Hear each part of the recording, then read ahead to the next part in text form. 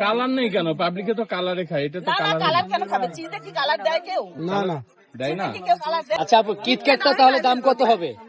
কিটক্যাটের KitKat তো আমি আনবোই না। কিটক্যাট আনবেন না? আচ্ছা, বাকি দুইটা কি একই?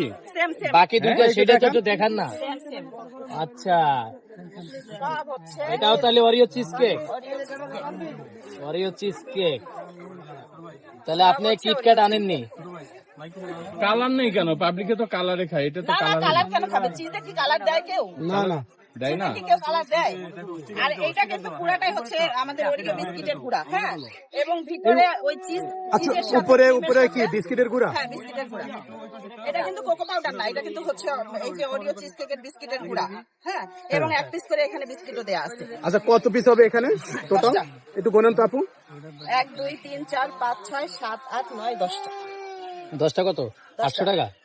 10টা 100 করে, 100 করে? 1000 টাকা, 1000 টাকা? পুরাটা আর কেউ 1000 যদি পুরোটা নিতে চায় তাহলে কত 1000 দিবে? টাকা। কম হবে না? 1000 টাকা।